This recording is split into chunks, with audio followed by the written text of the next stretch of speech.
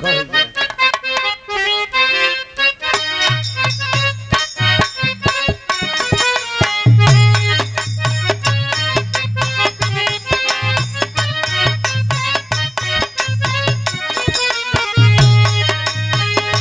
मैं तो छोड़ चली, मैं तो छोड़ चली बाबुल का देश, पिया का घर प्यारा लगी। मैं तो छोड़ चली बाबुल का देश, पिया का घर प्यारा लगी। मैं तो छोड़ चली बाबुल का देश, पिया का घर प्यारा लगे। कोई मैके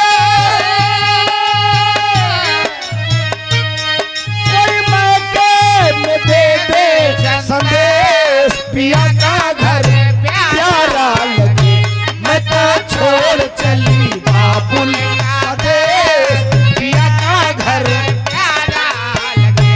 मैं तो छोड़ चली बाबुल का देश, पिया का घर प्यारा लगे। कंकड़िया मार के जगाया, कल तू मेरे सपनों में आया। हाँ कंकड़िया मार के जगाया, कल तू मेरे सपनों में आया। बालमा तू बड़ा ओ है, बालमा तू बड़ा ओ है।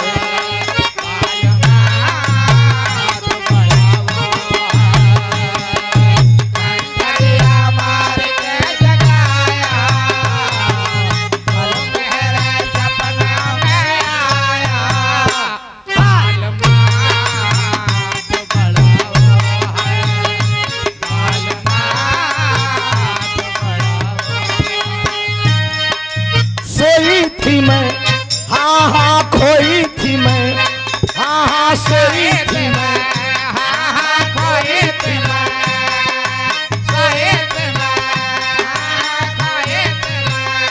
नींद टूटने पे यार बड़ा रोई थी मैं।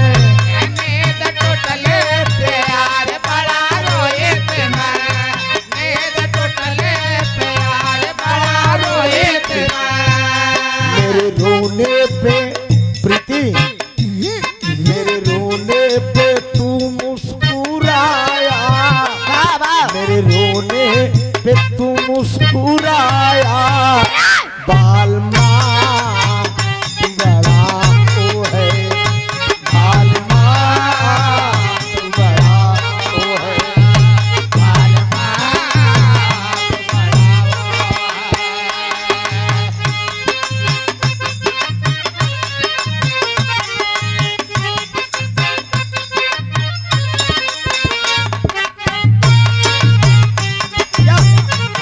हमारे प्रयागराज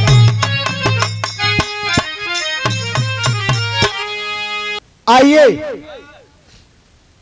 एक बिरहा मजेदार को हो जाए, सामाजिक कांड आप लोग सुन लीजिए। आज भी दुनिया में ऐसे ऐसे लोग पड़े हैं, नियत कहां बदल जाए। डब्लू भैया, डब्लू मास्टर,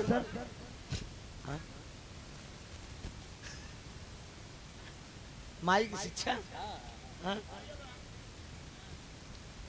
ठीक बा, फिर वही हो जाए। एक हास रस नहीं, हम कांडे गाऊंगा, वही मूड हमार बा 10 और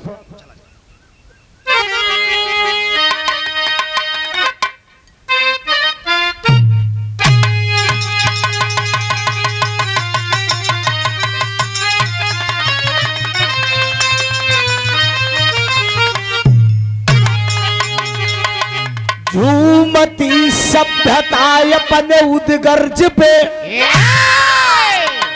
ई कांड सुना प्रीति, कांड बहुत गवैया सुने हो। ई कांड सुना लव स्टोरी से भरी है। जिया दीवाना हम जैसे देख को वैसे गाई थी। शरीर जो ने हिसाब में हमार जाता हूँ, हिसाब में काम होता। झूमती सभ्यता अपने उद्गर्ज पे, शान से सभ्य मानो कहाने लगे। टूटे अरमा कहीं बिखरे सपने कहीं, अरे कहीं सोना भी सबनम दिखाने लगे। जलते सामियाने उजरते चमन, अरे कहीं पर बहारों का संसार रोता।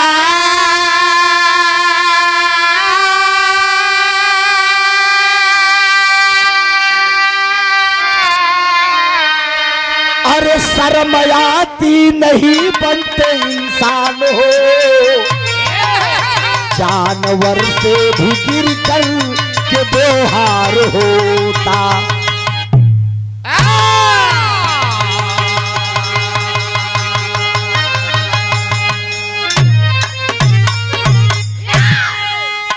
झूमती सभ्यता अपने उद्गर्ज पे, हंसी मजाक अलग बात बा, खिसनीपोरी खिसकट्टी अलग बात बा, लेकिन बिरहा का मंच अलग बात है। हंसी मजाक को अपने हैं हो जात बा, चाहे क्यों 10 मेहरारू कह दे, चाहे क्यों 20 मेहरारू कह दे, ये अपने हैं, मजाक होता रहता है। लेकिन जहाँ गायकी का सवाल आता है वहाँ आप लोग बिरहा सुनिए। झूमती सभ्यता अपने उद्गर्ज पे, शान से सभ्य मानो कहाने लगे। टूटे अरमा कहीं बिखरे सपने कहीं, कहीं सोला भी सबनम दिखाने लगे। चलते शामियाने उजरते चमन, कहीं पर बहारों का संसार रोता। शर्मयाती नहीं बनते इंसान हो, जानवर से भी गिर करके व्यवहार होता। अरे यार चुल्लू भ पानी में इंसान को डूब के मर जाए चाहिए, तो उससे हम सबसे बेहतर तो जानवर होते। एक पंछी अगर आप पाल दीजिए, वो भी अपने मालिक को जो है वफादार होता है। लेकिन मनई इतना बुद्धिमान प्राणी हो कि लेकिन बकरा बकरी काट के खाती, देश के भक्षण मानव करत थी। गंदी से गंदी मछली कितना हम ना खाई, मछली तालाब में कितनी गंदी चीज खाती, लेकिन ओका बोटी बोटी कही के इंसान खाता है। शांत रहिए आप, समझ ले। हम झूठ कभो नहीं बोली, मंच पे झूठ बोलबे नहीं की प्रीति, बल्कि नीचे बोली थी, ये आप जान ला। मोबाइल पे बोल दे खूब हाय हाय करके, ये आप जान ला। लेकिन इंसान इतना अपनी आदत गिरा चुका है, नेचरहीन हो चुका है, लाइफ गिरा चुका है। कहाँ फिसल जाए, ये मन साला बहुत चंचल होता है। यहाँ बिरहा गावत तो कहूँ वहां पहुंच जाए। जोग में, तप में, साधना में, भक्ति में, भावना में जल्दी रमता नहीं है। एक लाइन तर्ज पर डॉक्टर साहब उठो।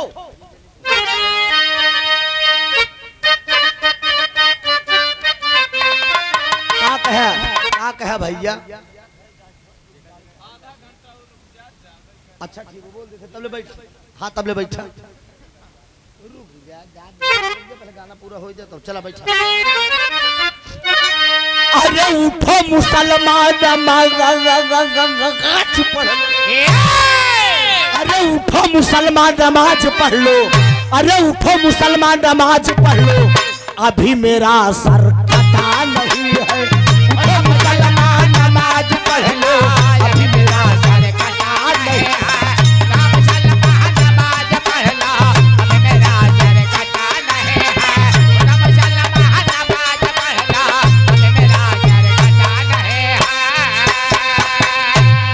अरे उठो मुसलमान नमाज पढ़ लो, ए बाबू अभी मेरा सर कटा नहीं है।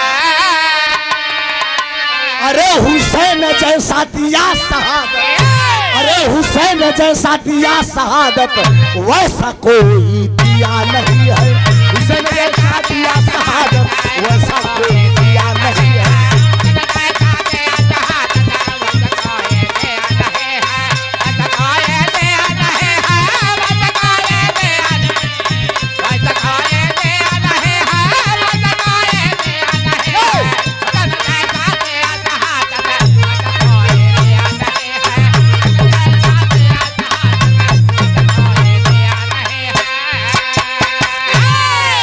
India is the golden world है मित्रों, ये सोने की चिड़िया है। यहाँ तपोभूमि है। गौतम बुद्ध तमाम एक से बढ़कर योगी यशी ऋषि मुनि तपियों की भूमि है, सती अनुसुईया की भूमि है ये। यहाँ सीता जालवी सावित्री नारी पैदा हुई है। क्या समझ रहे हैं आप भैया? ये हमार अंग रक्षक है, हमार दहिना अंग है। इनका देख ले तमार करेजा हरिजर हो जाता। हाँ खुसरा हमार बड़वार भाई है ना, हमार मेहरारू इनकर भयाव लागत है। चाबी कभी जी लगे बा भैया, हम दे के आई हूँ सुरभान कभी जी ले हैं जा ले मोर भैया जा। कहना है दोस्त, अरे सोने का यह देश हमारा, अरे सोने का यह देश हमारा, ऐसा कोई देश नहीं है। सोने का यह देश हमारा, ऐसा कोई देश नहीं है। सोने का यह देश हमारा, ऐसा कोई देश नहीं है। अरे सोने का यह देश हमारा, अरे बाबू ऐसा कोई देश नहीं है। अरे रामायण और गीता सरीखा, अरे रामायण और गीता सरीखा, इससे बड़ा उपदेश नहीं है। कहानी शुरुआत हो रही है, गौर करेंगे। यादव समाज की ये बारात है और यादव समाज की ही कहानी मिलेगी। हमारे समाज में कुछ ऐसे ऐसे लोग हैं, यादव समाज इतना आगे था दोस्त, 56 करोड़ यादव मर गए द्वापर में। याद रख लीजिएगा, नहीं अहिरे से ज्यादा है धरती पे क्यों रहा नोहन नहीं, लेकिन 56 करोड़ यादव मरे। और ये वही वंश चल रहा है जो जितनी महिलाएं गर्भवती थी उन्हीं के वंश से हम लोग निकले। नहीं ये धरती पर हीरे कलावा के रही न जाते का जान नहीं पाए न क्यों रही न जा। ये पुराण की बात है, उठाकर पढ़ लेना, वेद में लिखा हुआ है। बताएंगे समय आने पे, ये आप जान लीजिए। यादव समाज की कहानी है। यही इतना छलिया होती कि दोपहर से चला आई, ये इतना रसिया होती कि का बताई बिना रास रचाए नहीं मन के। इनका वरदान मिला बजे का चाहो का, ये आप जान लीजिए। इनके अंदर आकर्षण होता है। कहानी शुरुआत है, गौर करेंगे कहां से कहानी है।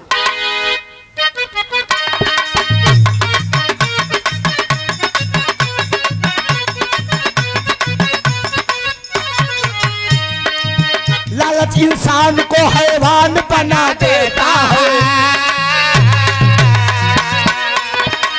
लालच इंसान को हैवान बना देता है, ज्ञान होते हुए अज्ञान बना देता है।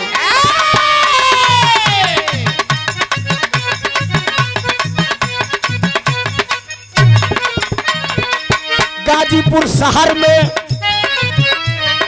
गाजीपुर शहर में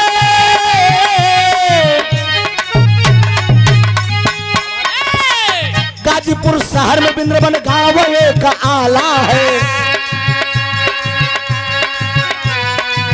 गाजीपुर शहर में बिंद्रबन गांव एक आला है, उसी अब गांव का धर्मदेव रहने वाला है।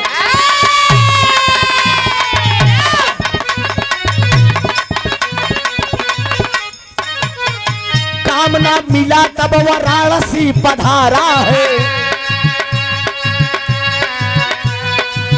काम ना मिला तब वाराणसी पधारा है। चलाता रिक्शा यही जीवन का सहारा है।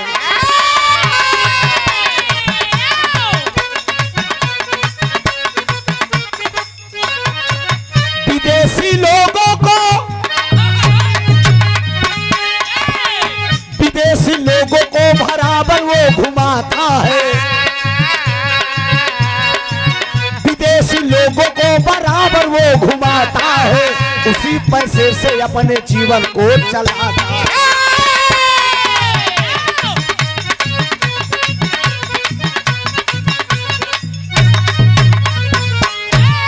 भाव के समझ गया आपने। मोतीलाल भारतीय आप रेही के धरती से 51 रुपया का पुरस्कार। भाई कांड आप लोग सुन के जब यादव की कहानी जरूर बा।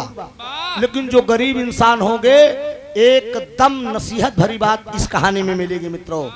आज से आप लोग ये मन में ठान लेंगे कि अगर एक रोटी मिल रही है तो सुकून से एक ही रोटी खाएंगे। ध्यान दीजिएगा, जिला गाजीपुर है। जिला गाजीपुर के अंदर एक छोटा सा गांव है मित्रों, जिस गांव का नाम है बिंद्रावन। बिंद्रावन गांव के अंदर एक निहायत गरीब इंसान है, जिस इंसान का नाम है धर्मदेव यादव। बहुत ही गरीब इंसान है। एक वक्त की रोटी उसको नसीब नहीं होती है। पत्नी कहती है कि कुछ काम करो। धर्मदेव यादव सोच रहा है, मैं जात का यादव हो कि अगर ईटा गारा गांव में करने जाऊंगा तो लोग मेरी बेइज्जती होगी। मरता क्या न करता, कुछ न सूझा मित्रों, बनारस आता है। पड़ोसी शहर बनारस में आया, रिक्शा खटाल से गया, एक रिक्शा निकाल लिया। रिक्शा निकाल कर बनारस कैंट पे, बनारस स्टेशन पे वो लेकर रिक्शा खड़ा है। अचानक एक लड़की, विदेशी लड़की आती है, लोगों को बैठा के वो घुमा रहा है। एक लड़की विदेशी, ऐसे छोटा छोटा बाल रखी है, बड़ी खूबसूरत है, एकदम चाल चल रही है तो ऐसा लग रहा है कि बिजली टपक रही है। प्रीति एक एक कदम जब बढ़ावे ऐसे कही, लगे कि मालिक ने क्या बनाया है। कभी कभी ऐसा होता है, आकर्षण खींचता है, खाली देख वो लड़की आ रही है, तर कलान में डिस्को डिजाइन,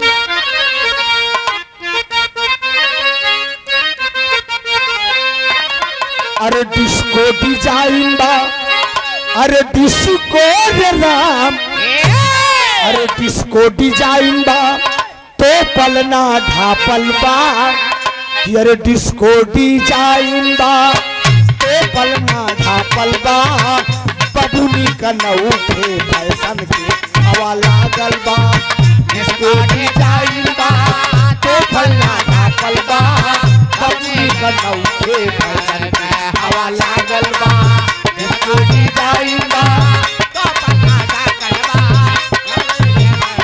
फैशन के हवा लागल बा। बनारस कैंट के बाहर जब वो लड़की आती है, लड़की रहती कहाँ पे है? जर्मन की युवा छोरी, जर्मन की युवा छोरी स्टेशन पे आइल बा, जर्मन की युवा छोरी स्टेशन पे आइल बा, करके इशारा धर्मदेव के बोलाइल बा, जर्मन की युवा छोरी स्टेशन पे आइल बा, करके इशारा धर्मदेव के बोलाइल बा, जर्मन के युवा छोरी स्टेशन पे आइल बा, करके इशारा धर्मदेव के बोलाइल बा। यादव जी को अक्षर पढ़ा लिखा रहे नहीं, अंगूठा टेक रहे। वो लड़की अपने भाषा में बोल रही, हेलो मिस्टर कमियर माय नियर, हेलो मिस्टर कमियर माय नियर, हेलो मिस्टर कमियर माय नियर। यादव जी बोलन कि ए बुचिए, तोहरा का बतिया हमारा समझ में ना उली, तनी ठीक से बोला, ठीक से हिंदी में। वो लड़की करो माई गाड़ी, ये पूरा बुद्धू है क्या? हेलो मिस्टर कमियर माई नियर, इशारा करके वो लड़की कह रही, हाथ का इशारा कि हेलो मिस्टर कमियर माई नियर। हाथ का इशारा यादव जी समझ के करत का है। अरे बोला रिक्शा वाला गोरी जाओगी किधर, बोला रिक्शा वाला गोरी जाओगी किधर, बोला रिक्शा वाला गोरी जाओगी किधर। रिक्शा बढ़ा के आगे, रिक्शा बढ़ा के आगे गोरी के बैठाई बा, रिक्शा बढ़ा के आगे बस गोरी के बैठाई बा। अरे काशी नगरिया के दर्शन कराई बा, बैठाई है। यादव जी हाथ का इशारा समझ के अनपढ़ आदमी, लेकिन हाथ का इशारा देता यादव वो कितना दिमाग लगाए। कहा ओ गोरी किधर जाना है? ओ छोरी आजा, आजा बुची आजा, इशारा करके बैठा। कहाँ जाना है? बोलो तोरा के कहाँ जालल बा? कलश मैं बनारस में मंदिर का दर्शन करने, बनारस में बहुत मंदिर भी है, मैं दर्शन करने के लिए आई हूँ, मड़ुआडी वगैरह सगुल। कहा ठीक है बैठो बैठो बैठो। लिया के बैठा कि किसान मोचन, संकट मोचन, नटवीर बाबा, कन्हई वीर बाबा, मरी माई का मंदिर, जितना मंदिर रहा लक्ष्मण नटनिया माई तक भटकिनिया माई तक कमन माई सारे माई के दर्शन कराए गए। जेठ का तपर दोपहरिया यही महीनवा में भाई साहब एकदम जम के रिक्शा चलावत बा और सारा कपड़ा उतार दे केवल संडो पे गज भर के ऐसे बॉडी बनी रही ऐसे निकली छाती निकली भाई सुना एकदम बरियानी पहने एकदम छीसे पड़ा बा और लड़कीवा एक टक देखत वाह ओ माय गॉड हिंदुस्तानी मर्द लवियो क्या पट्टा है ये छोरा मेरे हवाले लग जाता तो मजा आ जाता। वो लड़की कल्पना कर रही है देखिए मैंने कहा ना कि हिंदुस्तान का पानी पानी होता है हिंदुस्तान का मर्द मर्द होता है विदेशी साले क्या सामना करेंगे। अरे ये पानी ढर का था ना एकदम पहुंचाए दे मस्त ई पनिये अलग होता लक्ष्मण ई पनिया जब ढरकी ढरकवावे वाला हो चाहिए। चुप रहा यार मर्दे बोल दिया। वो लड़की उस यादव की मेहनत और परिश्रम देख के पसीना से तरबितर कहा बहुत मेहनती मर्द है। रिक्शा को रुकाती है रिक्शा रुकाने के बाद वो लड़की एक बात कहती तर्ज है डॉक्टर हाथ में रुमाल ले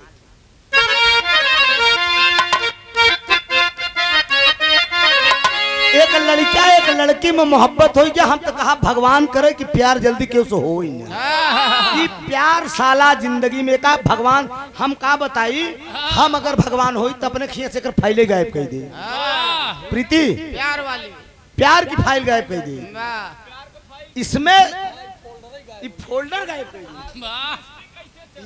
नहीं वो प्यार नहीं यार वो प्यार ठीक है लेकिन प्यार में मैंने देखा है कभी लड़की मरी है तो कभी लड़का मरा है दोनों मरे हैं इमें ना भूख लागत ना प्यास लगत लड़का है और लड़की में मोहब्बत होगी लड़कीवा के बियाह होगी लड़कवा वैसे रही गया एक दिन अचानक मुलाकात होगी लगा रोवे भुकार छोड़ के कहा बेरे जहिया से देखली गोरी अरे तोहरी सुरतिया अरे मतिया मारी जालना जहिया से देखली गोरी तोहरी सुरतिया मतिया मारी जालना जहिया से देखली गोरी तोहरी सुरतिया मतिया मारी जालना करवट फेर के जारी सारी रातिया मतिया मार जाला करवट फेर के जारी सारी रातिया मतिया मार जाला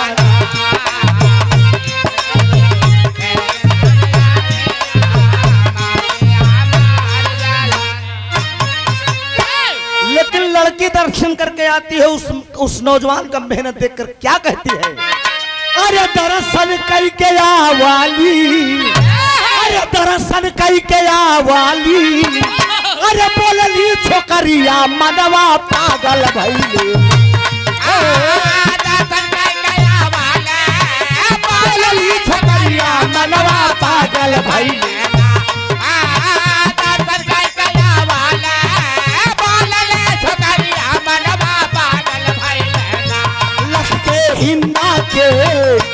लगते हिंदा के जवनवा मनवा पागल भइले लगते हिंदा के जवनवा मनवा पागल भइले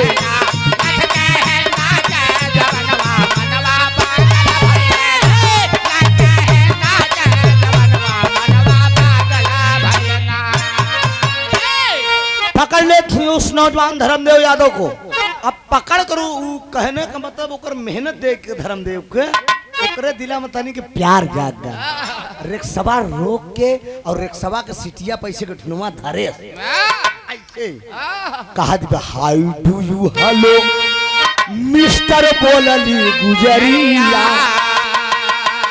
यादव जी कहा ए बूची ई तू का बोलत हो हमरा के समझ में ना आवत है सिटिया पर हाथ धर का हाउ डू यू हेलो मिस्टर बोलली गुजरिया और जब यादव जी के तनो नहीं समझ में आए वही सिटिया पैसे के ठुनवा धरे यही हथवा लगाए आ लगाई कैसे रिक्शा सार बिगहन यादव जी खड़ा मुंह बाए बाए कहा हाउ डू हेलो मिस्टर बोलली गुजरिया हिंद का जवान राजा फेर जनजरिया हिंद का जवान राजा फेर जनजरिया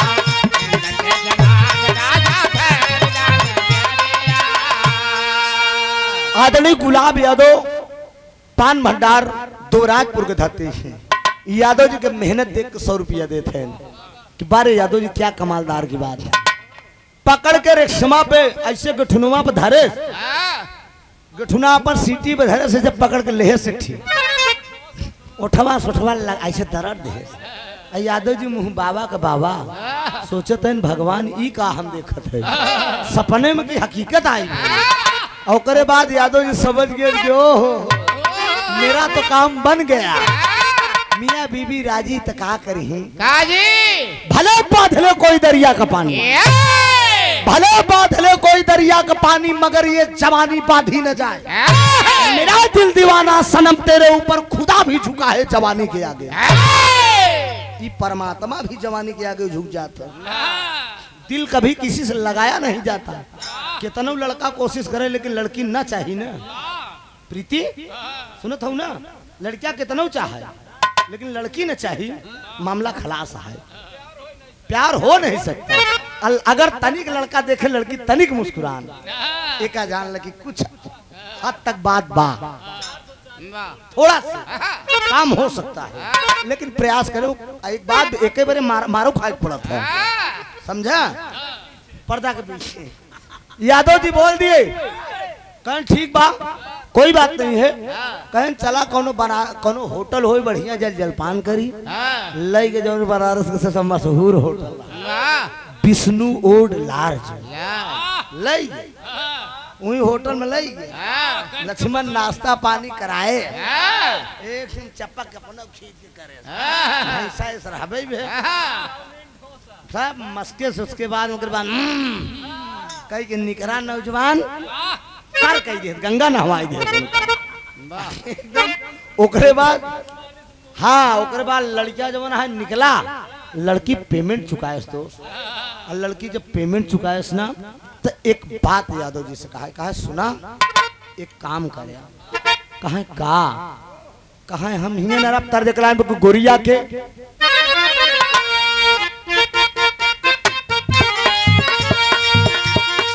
गोरिया के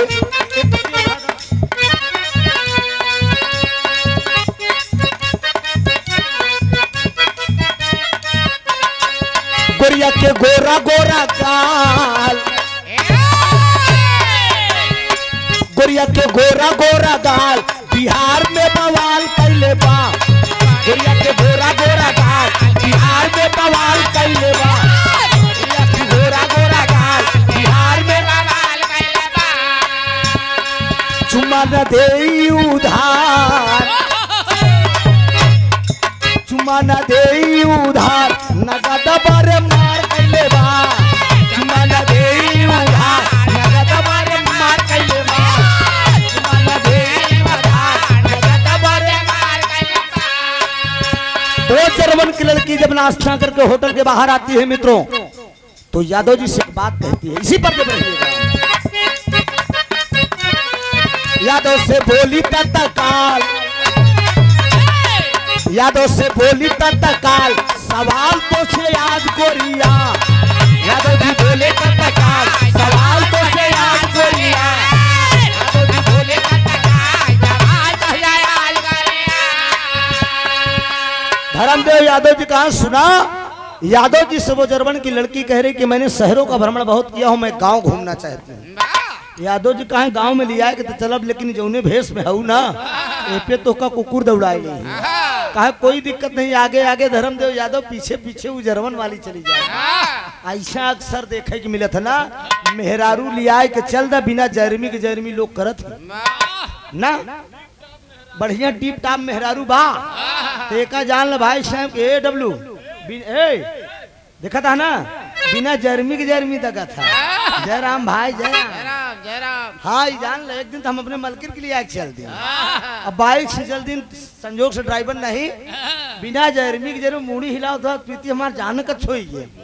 कहन कहो तोहार ऐसे सगुल जर्मी करत है, हम कहे यार तोहरे बदौलत बड़ी गुंडई। हाँ कहीं नहीं बात कहना, हम कहे ये इतना न फिट रहा करा ना, और सब देखा था खलीफाई नहीं है। हाँ ईश्वर के दिन सब कुछ ठीक ही बजवन कुछ बा ना ही अच्छा तो खराब हो नहीं, जवन जोताता बढ़िया जोताता। ए बाबूजी यादव जी हाँ सब ठीक है। ए मोर भैया पतोहियो ठीक है, यही प्रीति चिंता न। अरे बेटवा तो हीरो पैदा करे है, मालिक जाने। एक दाई जे देखा तो मोह उठा था, छोटके के हमरे कभी देखा तो पूरा हीरो बा। अरे जेकर बापा नंबर ही तो बेटवा कैसे नंबर ही रही का भैया, बांस को कोखे में बात से पैदा हुई ना। हाँ 10 नंबर ना ना ना बच्चों अमिताभ यही कहबे यार, देश के देश चूतिया सारन के होई, हम कोनो हीरो से कमाई का यार, अपने मेहरारू हम ही हीरो है समझे। हाँ हाँ तब आपको भागे। ए बाबूजी बोल दिए धर्मदेव यादव जी, कहा सुना ए भेष में जिन चलो, आगे आगे धर्मदेव यादव पीछे पीछे जर्मन की लड़की चली जाए, मोरिया 4 छठी पर चाहे कहता है जयराम धर्मदेव कहा यार गमना वाले कहीं जरवा कहाँ लहान बैठा है यार, ये कन 14 साल जवान है, इतना टाप लिया एक टहरा दबा। हाँ लागेन खोजे सब गौना वाले। कहा 2-4 दिन रही दोस्त, धर्मदेव को सारी स्थिति देखे कच्ची बखरी उखरी, दिल लगा है गधी से तो परी क्या चीज है। मेहरारू को दिल जकरे ऊपर आई जाए, अगर आई जाए, अगर मेहरा कायदे से अगर प्यार करे वाली रही, मांग लेबा तो अपन प्राण फाड़ के दे दे। एक जान ले प्रीति सुनत हो ना, लीड हटावा होगा सब बात सुना पहले, कितनी अच्छी सामाजिक बात है ये सब। औरत जौने औरत दिल अगर मर्द पे आई जाए, मांग ले मर्द, ज्ञान वाली बात है, प्राण फाड़ के दे सकत, फाड़ के प्राण थमाई दी। तू सुखी रहा चाहे हम दुखीन रही, ये जान ले। अपने पास जाए तो मैंने भाला चलाई दे, एक आप जान ले। बोल दिया कच्ची बखरी देखे, कहा सुना हम जात है घरे, अपने देसे जात है, 3 लाख रुपया दे के तो होगा जात है। एक रखा घर द्वार बनवाई ले है, ईटा उटा गिरवाई के अब तू रिक्शा चलावई, 4.5-5 लाख रुपया और मनी ऑर्डर कह दे, बढ़िया ऑटो खरीद ले, मजदूरी करे भाई साहेब, लेबर गिरी रिक्शा चलावई वाला मनई, कनक ते 100 गुनी मादत का झियार, या पाए से नर बौराए या खाए से बौराए।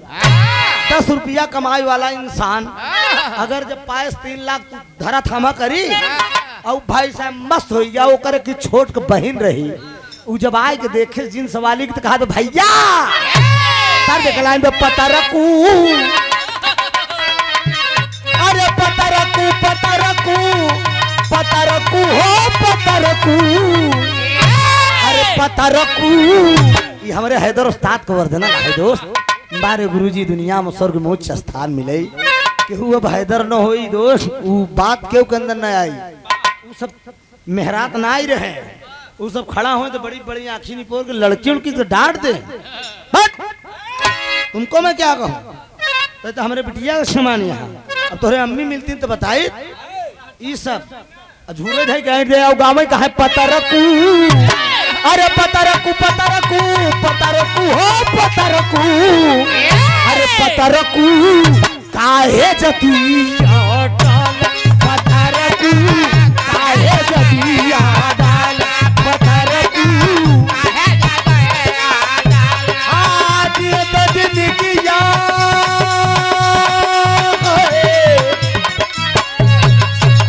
आज बदन किया तू हमनी के मार, पता रखू काहे जतिया डाल, पता रखू काहे जतिया डाल।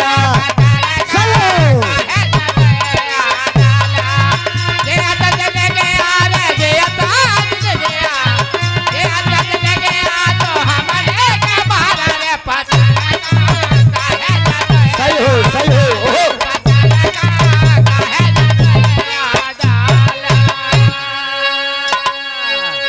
लड़किया के चाचा सुभाष चंद्र यादव जी 100 रुपया का पुरस्कार देहन और गुलाब चंद यादव बालू के ठेकेदार रही से 100 रुपया देहन यहाँ लाइन पे।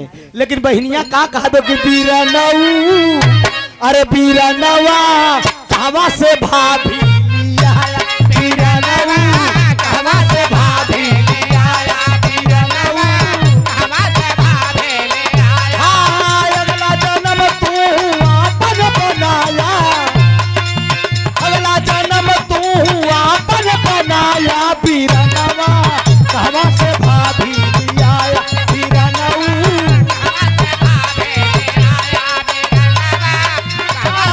अगला जन्म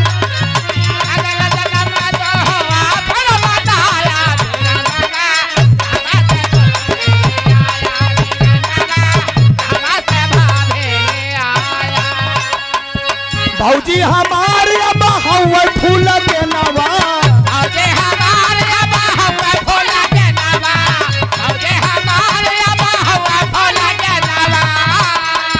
भौजी का हमारे लगे न जादू तो नवा,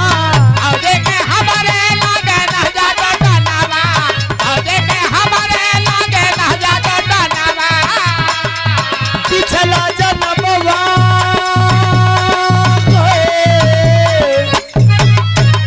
हाँ, अगला जन्म तू आपन बनाया, बीरा नवा कहवा से भाभी लिया आया।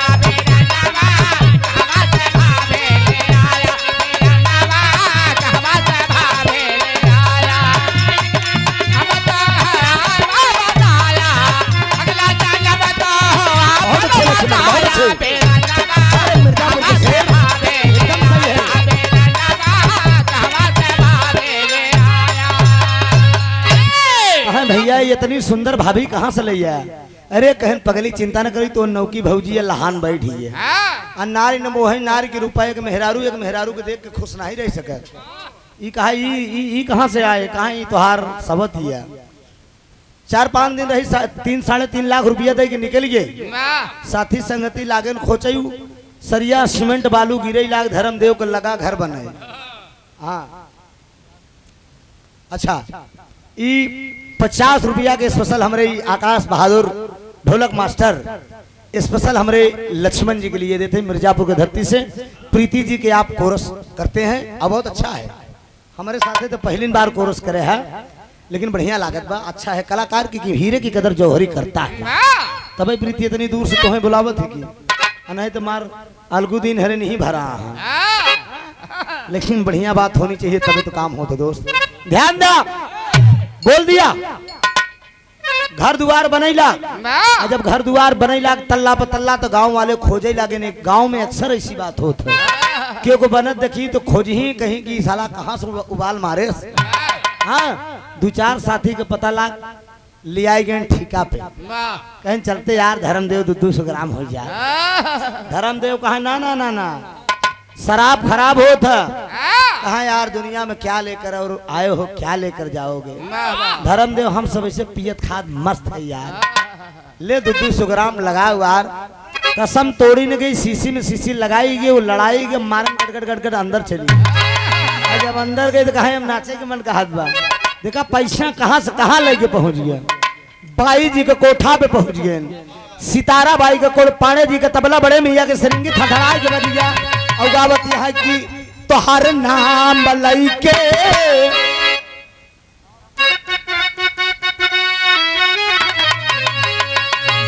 सही है। अरे तोहर नाम लइके नाम लइके नाम लइके, अरे तोहर नाम लइके छोड़ा है जमाना। तोहर नाम लइके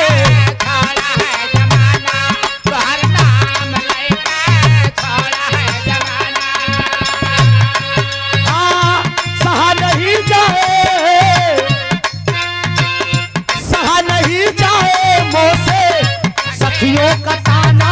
तोहर नाम लइके छोड़ा है जमाना। तोहर नाम लइके छोड़ा है जमाना। तोहर नाम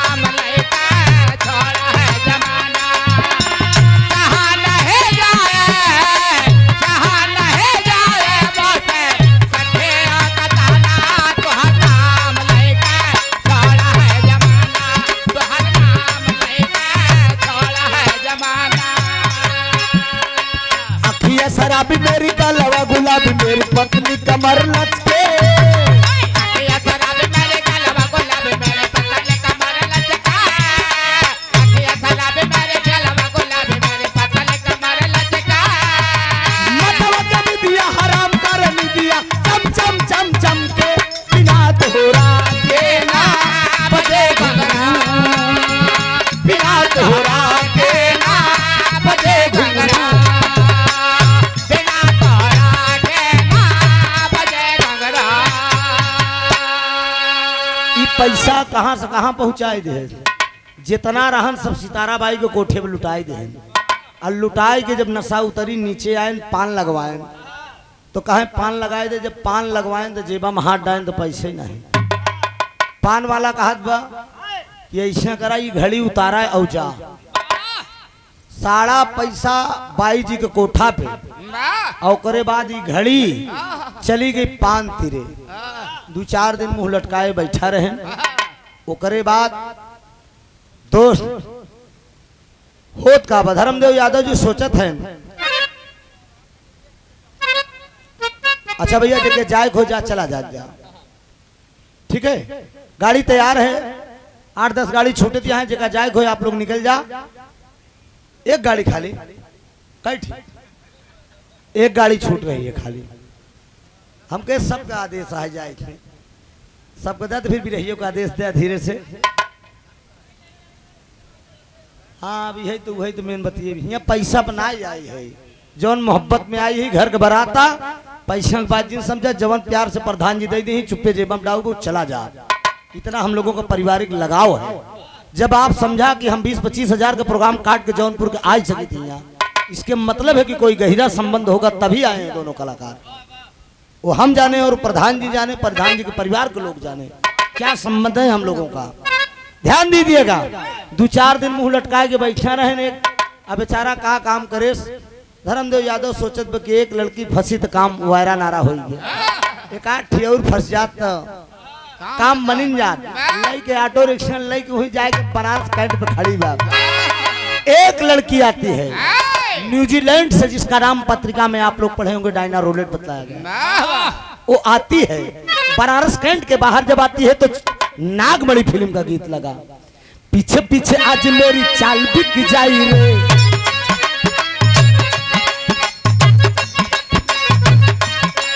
पीछे पीछे आज मेरी चाल बिक जाई रे काले घुंघराले बाल गाल पे झुलाई के काले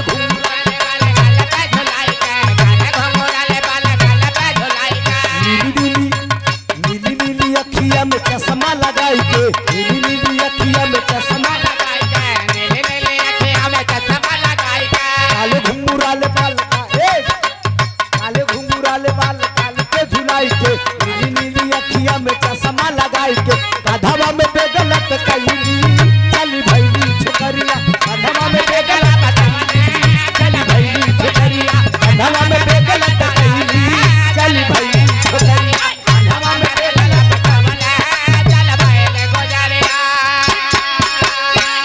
इस लाइन पे समझते हुए आप हमारे धर्म के भैया पूज्यवर आप सूरभान यादव जी हनुमानगंज फतुहा से 201 रुपए का आशीर्वाद आपकी तरफ से आया है इस लाइन को समझते हुए मंदे जिंदगी शुक्रगुजार रहूंगा आशीर्वाद की परीक्षा है राम बन के सदैव आप रहेंगे लक्ष्मण बन के सेवा करता रहूंगा यही प्यार और संबंध बना रहना चाहिए ए बाबूजी बैठा लेता है बैठा लिया उस लड़की से पूछा कि मैडम कहाँ जाना है वो लड़की कहती है मैं बनारस का दर्शन करने के लिए आई हूँ मंदिर का लड़की उस नौजवान समझ गया कि एक लड़की फंसी तो 3-4 लाख दिया ये अगर फंस जाएगी तो अरबपति तो हो ही जा बैठा लिया किसान मोचन संकट मोचन दर्शन कराए लग गई हुई विष्णु और लाड में जो बनारस का मशहूर होटल रहा लड़की पेमेंट चुका के जब पेमेंट चुका रही है नाश्ते का पेमेंट चुका रही तो $7,000 रुपया लिया था ना $7,000 लड़की रुपया लिया था जब यादव जी वो रुपया देखे तो खिया चकाचौंध हो होटल के बाहर वो लड़की आती है होटल के बाहर लड़की आने के बाद वो एक काम करती है एक तर्ज है शपथ फिल्म का अच्छा सीला दिया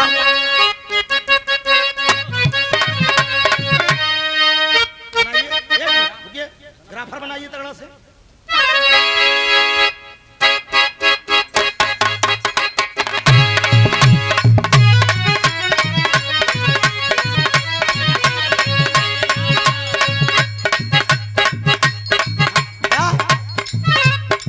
मारे डॉक्टर साहब, अच्छा सिला दिया तूने मेरे प्यार का।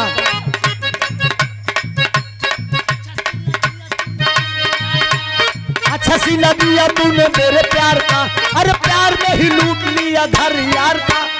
अच्छा सिला दिया तूने मेरे प्यार का, प्यार में ही लूट लिया घर यार का। अच्छा सिला दिया तूने मेरे प्यार का, यार है लूट लिया घर यार का। वो लड़की होटल के बाहर आती है, फोन कर रही है अपने आप क्लियर कर लीजिए, आप क्लियर कर लीजिए। फोन करके डायना अपने पिता को बताई है, आने की तिथि न्यूजीलैंड में सुनाई है। फोन करके डायना अपने पिता को बताए हैं,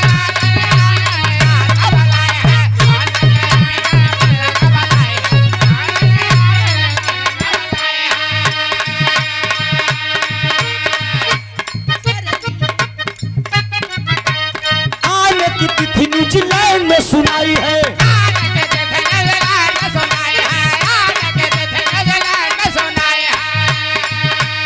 उसी दिन रात को नादानी हो गई, अरे उसी दिन रात को नादानी हो गई। वही टाई ना दीवानी की कहानी हो गई, वही टाई ना दीवानी की कहानी हो गई।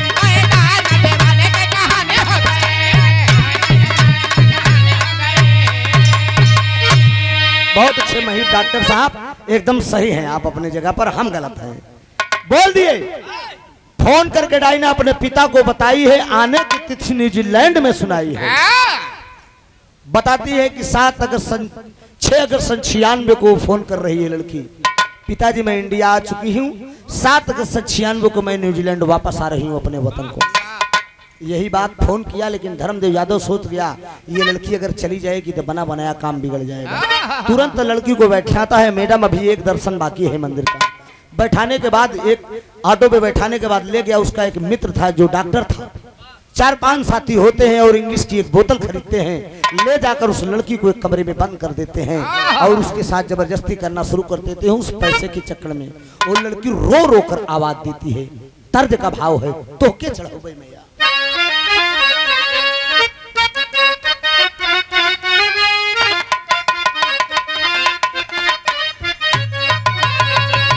तो के चढ़ाऊ बे मैया,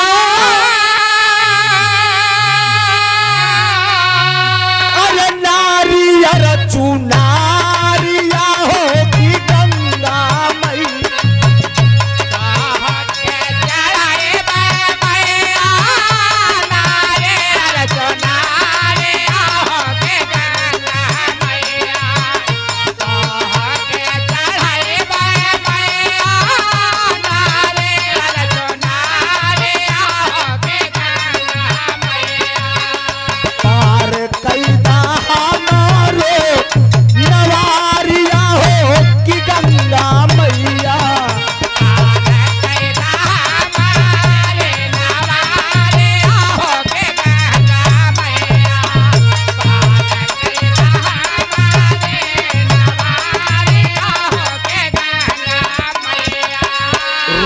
लड़की आवाज दे रही है, तन की साड़ी साले खींच लिए और दारू के नशे में बाबूजी। रोएली रोई रोई के डाइना, तब पुकरिया कैलीना, तब पुकरिया कैलीना, तब पुकरिया कैलीना।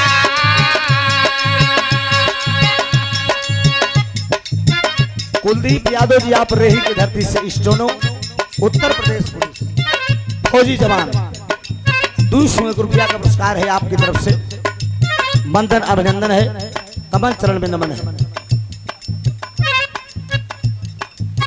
रोजगार सेवक अजीत कुमार यादव जी आप रेही से 100 रुपए का पुरस्कार है, बहुत बहुत प्रणाम है, बंधन है, अभिनंदन है।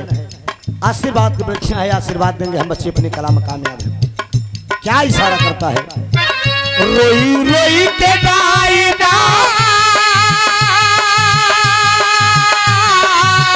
तब पुकरिया कैली ना, तब पुकरिया कैली।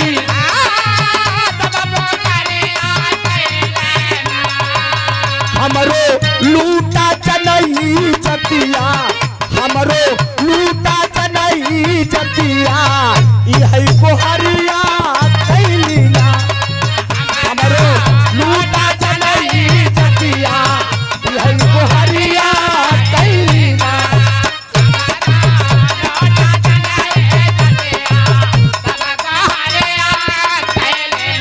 ओ हई गोहरिया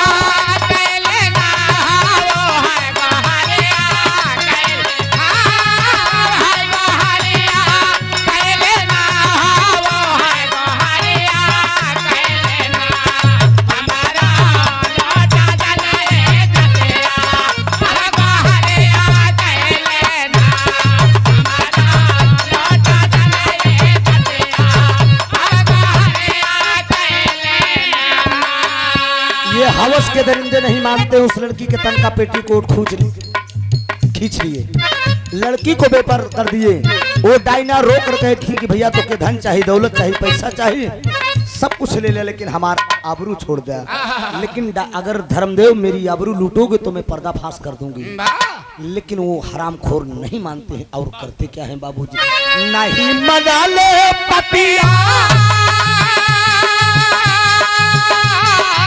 वो नहीं मना ले पपिया, तलऊ घरिया कैले ना, तलऊ घरिया कैले।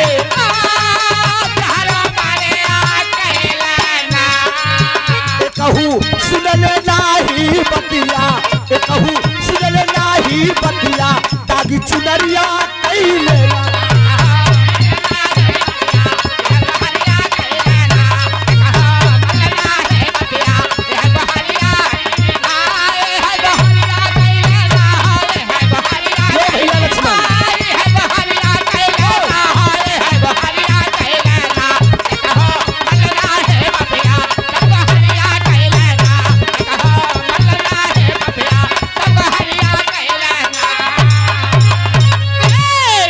मानते हैं साले उस लड़की को पांचों साथी मिलकर बलात्कार करते हैं। बलात्कार करने के बाद लड़की को गला दबा दिए, बेहोश हो गई, लड़की मर गई। लड़की मर गई बाबूजी तो उसी कमरे के अंदर रात ही रात गड्ढा खोद कर उसे दफन कर दिए। यह 7 अगस्त 1996 को लड़की जब वापस नहीं गई, एनोल रोलेट की इकलौती लड़की थी, वो न्यूजीलैंड के प्रशासन को सूचित कर दिया कि मेरी बेटी हिंदुस्तान घूमने गई और वापस नहीं आई।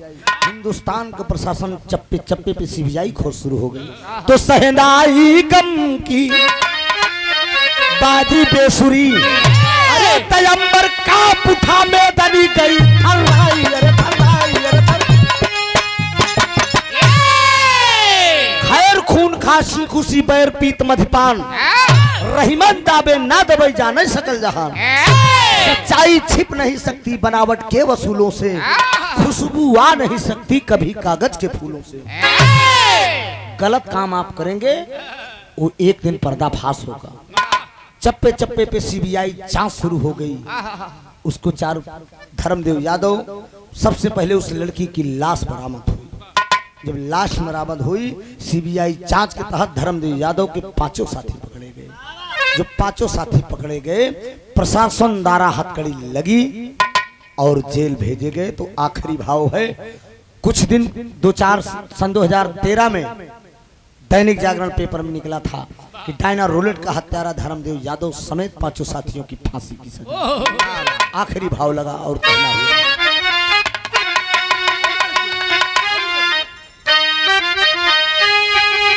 अरे करा दी कल अपन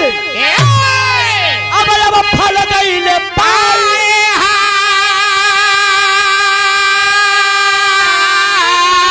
अरे जलवा में जाके 5 अरे आंसुआ बहाई हो, जलवा में जाके 5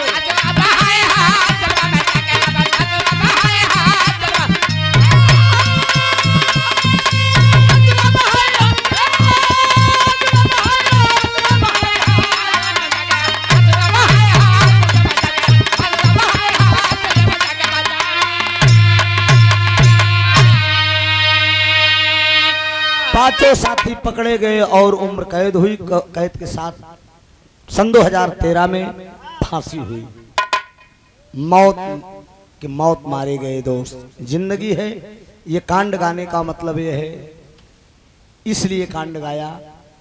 अगर आधी रोटी है तो आधी में संतोष करिए। वाह वाह। बस शांत रहा। लगातार प्रोग्राम चलत, बस दू जने बैठ तो सुनबे कहबे गावा। आज इनके मामक लड़की के बारात आई और लड़की क्या है मामक बिटिया के इनके बारात आई। हमारो कुछ रिश्तेदारी में कार्यक्रम में फिर प्रोग्राम में जाएगी बलिया। आज हमका कार्यक्रम रोज चलत में कहाँ खाली आवाज। अब परसों ही तोहरे करछना में रहा हम नहीं। हाँ आज वो कार्यक्रम बलिया में, ओकरे बाद काल प्रीति ही करछना में रहा जमन है। हाँ सब भैया पूरी जिम्मेदारी में अपने ऊपर। प्रीति तू जानते हो तो उससे बढ़िया के जानी घर एक मनाई है तू ना। ध्यान दीजिएगा, फांसी हुई तो ऐसा कर्म करिए साथियों कि आधी रोटी खाता आधी में संतोष कर। सम्मी के चक्कर में ना पड़ा, लालच मत करो। समझ गया ना कहना है दोस्त। स्वामी गीतानंद अनंत भय भुल्लुर तक दिए को तारी।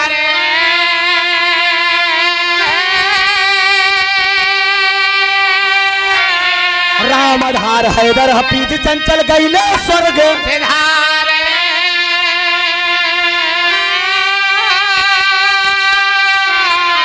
अरे सहनाई कम की बाजी बेसुरी। अरे बिरहा त्रिभुवन नाथ यादव कुल रहा सुनाई। सहनाई कम की बाजी बेसुरी।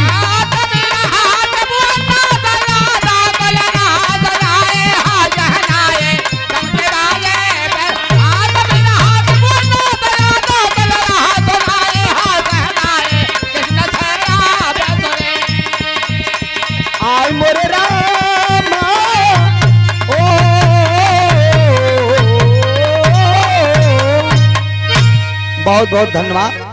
बिरहा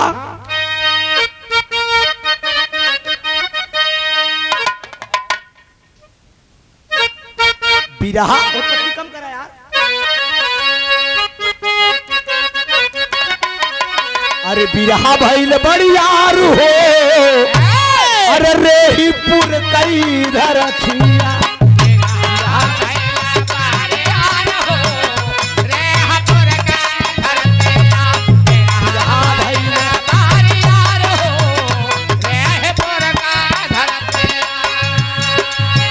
फूलचंद यादव का रही बलिहारी।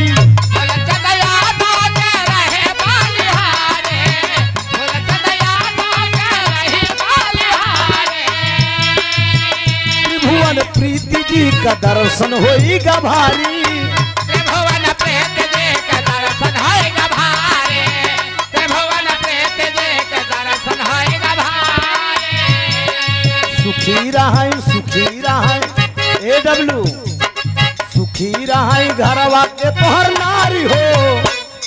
सुखी रहाई भाई तोहर नारी हो। रेही नारी हो।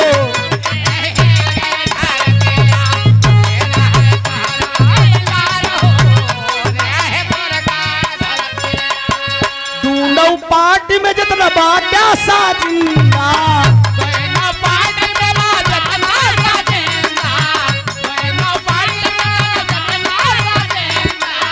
सबके मेहरारू का देवर हई के लौटा। सबके मेहरारू का देवर हई के लौटा। अरे यार तू छूट गया माल तो का छोड़ देता है। तो का छोड़ के बात करे तू नहीं समझ पाया ना। ये हर बात है ना। अरे सबके मेहरारू का देवर हई के लौटा।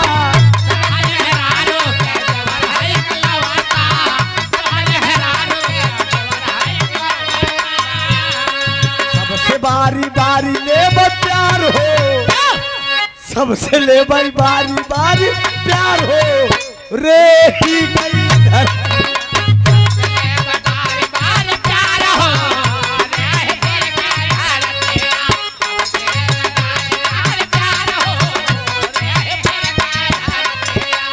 खिचड़ी के बाद फिर होई मुँह देखाई।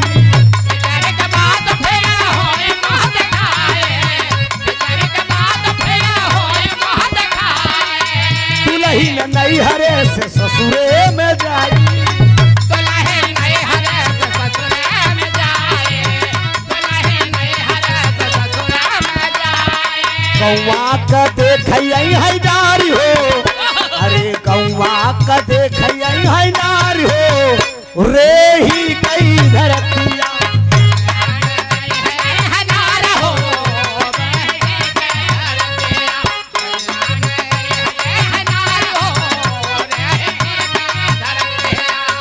मैहर कमाई जाए कैल प्रस्थान हो,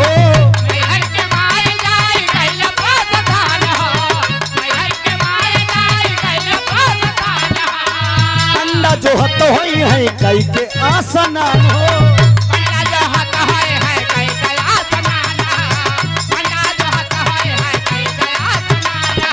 चूमी चरण हम बारंबार हो, रे ही गई धरतिया। चूमी चरण हम बारंबार हो,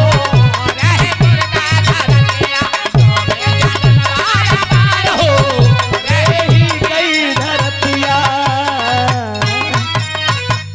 बोल मुरलिया वाले की, मां शारदे की, वीर बली बजरंग बली की, हर हर महादेव। बहुत बहुत धन्यवाद। बाजा वाले, टेंट वाले, लाइट वाले, साउंड वाले, घराती बराती सब भैया का नमस्कार बा।